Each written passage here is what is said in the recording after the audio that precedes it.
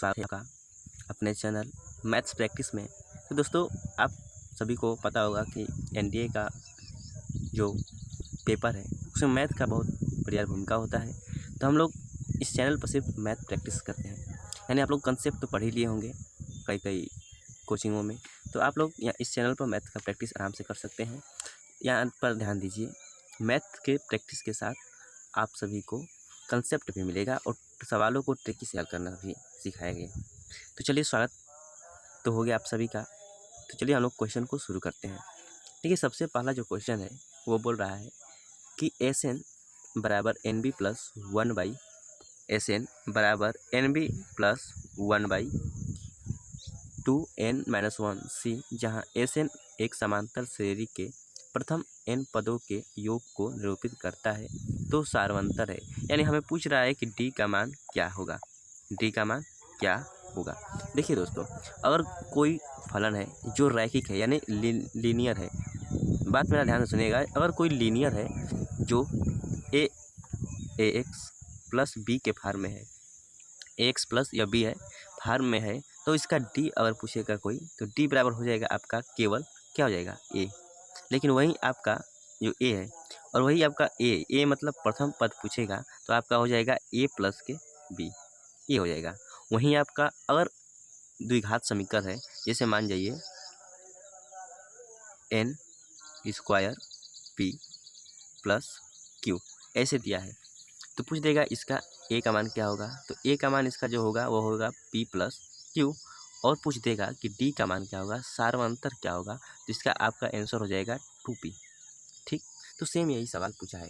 इसमें देखिए यह क्या है, द्विघात समीकरण है। द्विघात समीकरण किस प्रकार आपको दिखाई दे रहा है, तो आइए हम लोग देखते हैं। द्विघात समीकरण इसलिए है कि एस एन बराबर आपका दिया है कितना, तो एन बी प्लस, और आप इसमें गुणा करेंगे तो एन बटा में 2 n square by 2 c minus के क्या हो जाएगा सी बाई 2। देखिए ये एक द्विघात समीकरण हमें मिल गया। यहाँ पर क्या मिल गया आपको, द्विघात समीकरण मिल गया। तो जब द्विघात समीकरण है यह, तो इसका पूछ रहा है कि सारवंतर क्या होगा। तो सारवंतर क्या होगा, तो यहाँ पर हमें बताया कि अगर कोई द्विघात समीकरण है तो इसका जो सारवंतर है वो कितना हो जाएगा, तो 2p। तो डेट्स इट। तो हमें d का जो मान निकलेगा वो कितना हो जाएगा आपका, तो एन स्क्वायर सी बाई 2 दिया है, सॉरी सी बाई 2 दिया है, तो जो सी बाई 2 होगा वो क्या हो जाएगा आपका, तो सी बाई 2 हो जाएगा। जब सी बाई 2 होगा तो 2c बाई 2 होगा इंटू 2, क्योंकि यहाँ पर क्या दिया है 2p, तो 2 से 2 कट जाएगा। आंसर जो होगा वो d का वो क्या हो जाएगा c, यानी राइट आंसर क्या हो जाएगा आपका d। आई होप आपको सभी को क्वेश्चन समझ में आया होगा। देखिए फिर से बात करते हैं, अगर कोई लीनियर फंक्शन है, मान जाइए एक्स प्लस बी या पी एक्स प्लस क्यू के फॉर्म में है, तो जो आपका d होगा वो क्या हो जाएगा, a हो जाएगा, केवल a हो जाएगा। लेकिन वही पूछेगा ए का मान क्या होगा, यानी प्रथम पद क्या होगा, तो ए प्लस के बी, यानी इसको और इसको क्या करेंगे, ऐड करेंगे।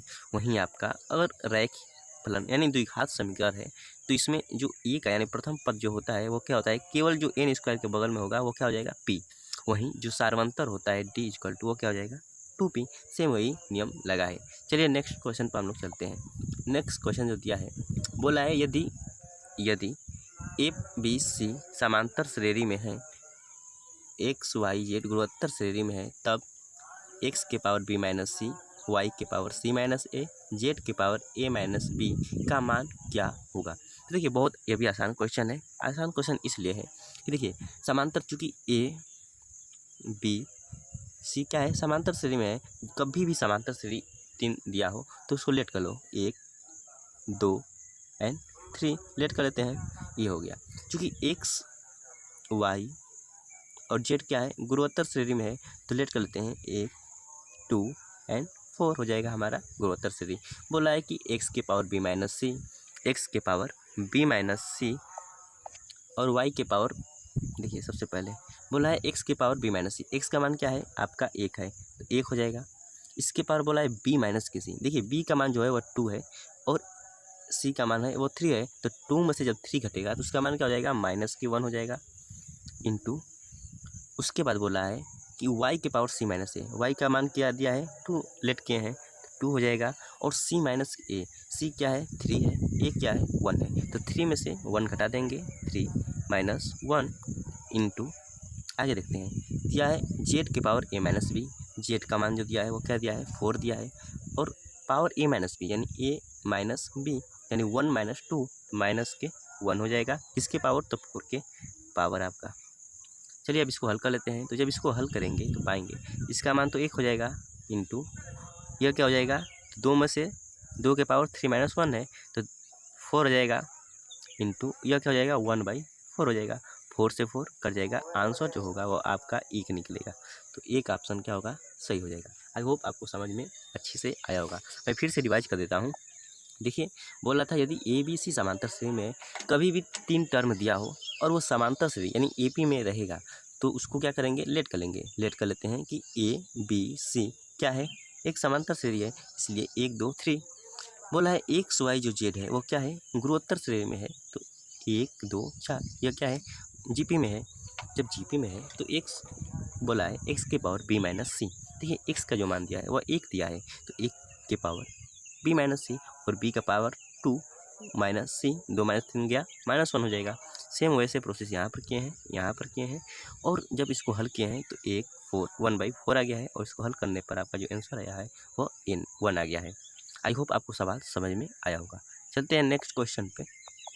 देखिए नेक्स्ट जो क्वेश्चन दिया है हमारा, बोला है यदि श्रेणी 5√5 5√5 कामा 1 डॉट डॉट डॉट का nवां पद इतना है तो बोला है n का मान क्या होगा। देखिए श्रेणी 5√5 1 डॉट यानी अनंत तक जा रहा है, nवां पद इतना हो तो n का मान बोला है क्या होगा। देखिए सबसे पहले हम लोग जान लें कि यह एक जीपी है, यह एक जीपी है। कैसे जाने, देखिए ए का जो मान है वो क्या दिया है 5 दिया है, ठीक। और आर का जो मान है कैसे याद करते हैं तो a2/a1 करते हैं। तो a2 का मान क्या दिया है आपका, a2 का मान दिया है √5 और a1 का मान दिया है 5 इक्वल टू क्या हो जाएगा 1/√5 हो जाएगा, सही। यानी आर का मान इतना दिया है, ए का मान इतना दिया है, तो बोल रहा है हमें कि एनवा पद यानी ए एन का मान भी दिया है, क्या दिया है ए एन का जो मान दिया है वो क्या दिया है 1/3125 यानी इतना हमें दिया है। तो आई होप आपको ये समझ में आ गया होगा कि ये इतना दिया है, तो मैं इसको इतना कर सिर्फ यहाँ पर लिख दे रहा हूँ क्या आपका, तो आपका हो जाएगा 1/√5, ठीक। अब चलिए अब हम लोग आगे देखते हैं। तो इतना मान हो गया, ए का मान दिया है, आर का मान दिया है, ए एन का मान दिया है, और हमें क्या पूछ रहा है, हमें बोल रहा है कि एन का मान ज्ञात करना है। तो एन का जब हमें मान ज्ञात करना है तो देखिए सूत्र होता है ए एन बराबर क्या होता है ए प्लस आर के पावर एन माइनस के 1 होता है, इतना सूत्र होता है। तो ए एन का मान क्या दिया है 1/3125 इक्वल टू ए का मान दिया है 5 और आर का मान दिया है हमें 1/√5 का वर्ग और n माइनस के 1, हमें n का मान ज्ञात करना है। देखिए इसको हम लोग लिख सकते हैं 1/, में इसके यानी इसको मैं दिखा रहा हूँ हेडलाइन। देखिए इसको हम लोग क्या लिख सकते हैं, इसको जो हम लोग लिख सकते हैं उसको क्या लिख सकते हैं 1/, में 3125 को हम लिख सकते हैं 5 के पावर माइनस के 6 हो जाएगा, और यह 5 इधर जब आएगा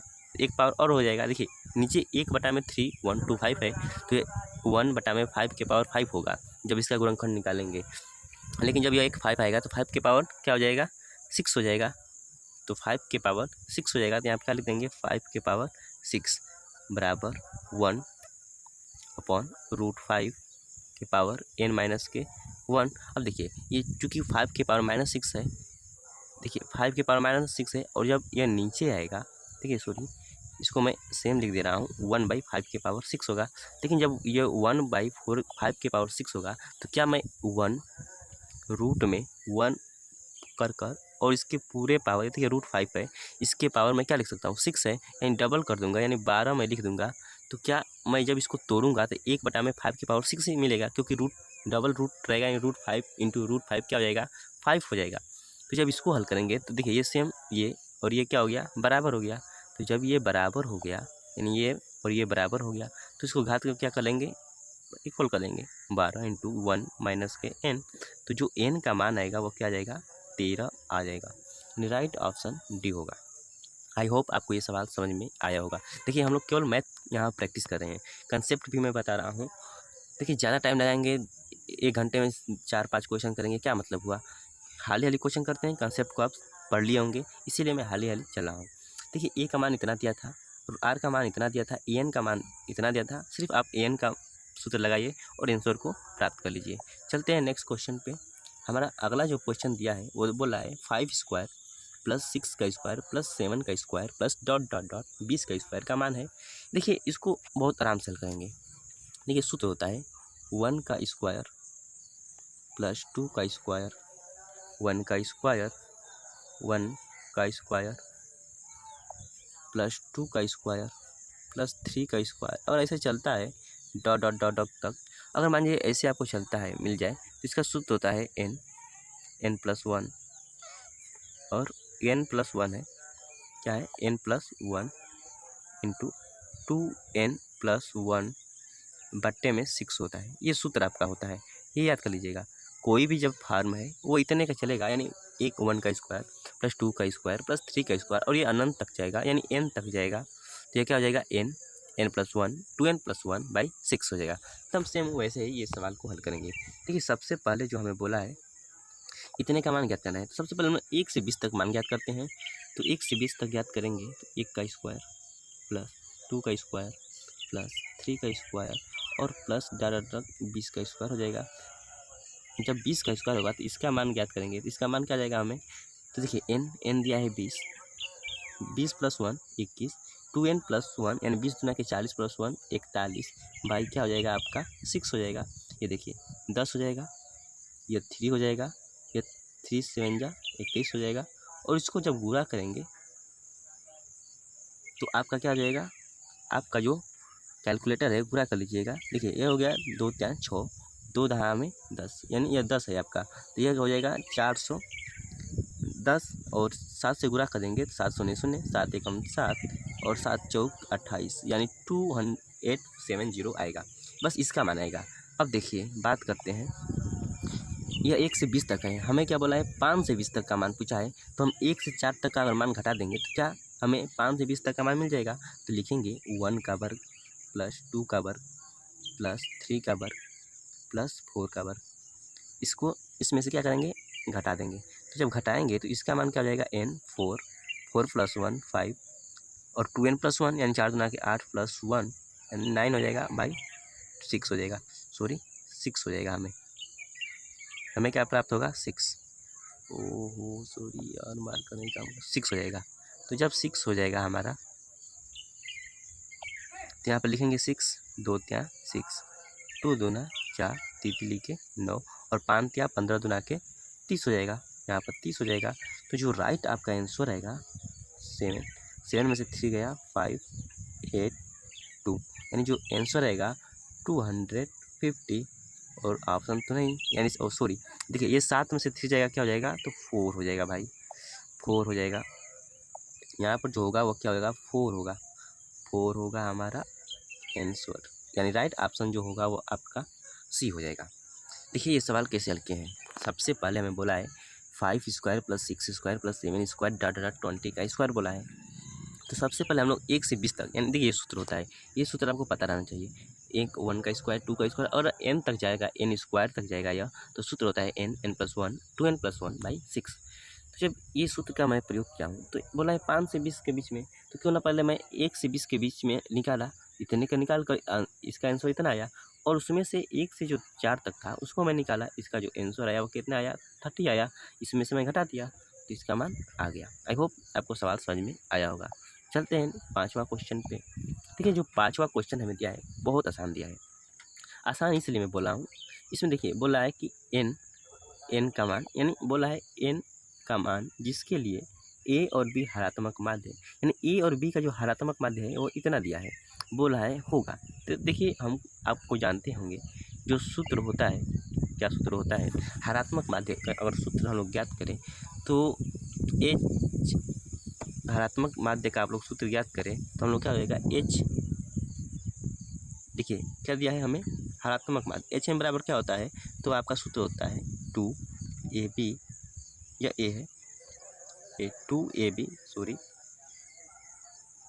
सॉरी थोड़ा काम नहीं कर रहा है भाई, 2ab है, 2ab है, समझ जाइएगा 2ab by a plus b है, ये हमें सूत्र होता है। देखिए चूँकि am का मान दिया है, बोला a और b का हरात्मक माध्य दिया है, कितना दिया है हमें हरात्मक माध्य, जो हरात्मक माध्य है वो हमें दिया है e के power n plus 1 plus b के power n plus 1 by a के पावर n प्लस b के पावर n इक्वल टू, ये हरात्मक माध्य दिया है a और b का, कितना होगा 2ab by a plus b, इतना होगा, यह इतने के बराबर है। तो हमें बोल रहा है कि n का मान क्या होगा।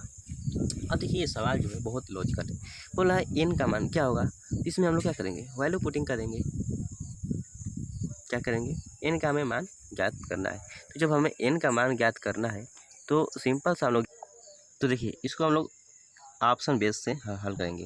देखिए ऑप्शन ए पहला दिया है -1 और हम लोग ये इसके बराबर कर देंगे तो हमें क्या होगा, प्राप्त हो जाएगा, इसे प्राप्त पता चल जाएगा हमें कि हाँ कौन किसके बराबर है। तो चलो पहले n का मान -1 पुट करते हैं, अगर a का पावर n का मान -1 पुट करेंगे तो क्या हो जाएगा, a के power -1 plus 1 plus 1 plus b के पावर क्या हो जाएगा -1 प्लस 1 बाई, अब देखिए a के पावर -1 प्लस b के पावर -1, देखिए जब इसको हल करेंगे तो हमें क्या होगा, इसका मान तो 0 हो जाएगा, -1 प्लस 1 0 और 0 का मान 1 हो जाएगा, प्लस इसका भी मान क्या हो जाएगा 1 हो जाएगा बाई, इसको हम लोग 1 में a लिख सकते हैं प्लस 1 में b लिख सकते हैं। जब इसको हल करेंगे तो देखिए a b हर होगा, यानी ऊपर 1 1 2 हो जाएगा, 2 हो जाएगा आपका, और बट्टे में यह क्या हो जाएगा, तो a प्लस b, a भी हो जाएगा आपका, या जो b है वो क्या हो जाएगा, ऊपर चला जाएगा, तो जब ऊपर चला जाएगा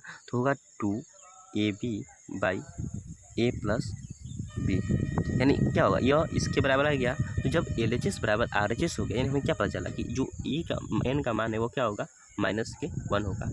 आई होप आपको ये सवाल सारे समझ में आए होंगे। हम लोग 5 क्वेश्चन टोटली कर लिए हैं, यानी 20 मिनट में हम लोग 5 क्वेश्चन कर लिए हैं, तो समझिए कि 1 घंटा में लगभग 15 क्वेश्चन उड़ा सकते हैं। थोड़ा भाई पेन नहीं है, हाथे से लिख रहा हूँ, तो आप लोग समझिए, प्रैक्टिस के लिए आप इस चैनल को सब्सक्राइब कीजिए, ज़्यादा से ज़्यादा क्वेश्चन को प्रैक्टिस कीजिए, तभी जाकर हम लोग एनडीए में अपना मुकाम हासिल कर सकते हैं। भाई देखते हैं 120 क्वेश्चन आता है, तो क्वेश्चन आसान रहता है, बस लॉजिकली और ट्रिकी सीखना होता है हमने। चलिए धन्यवाद, आज के लिए इतना ही रहते हैं, मिलते हैं नेक्स्ट सेक्शन में। तो धन्यवाद आप सभी का, आपको मेरे चैनल में आने पर।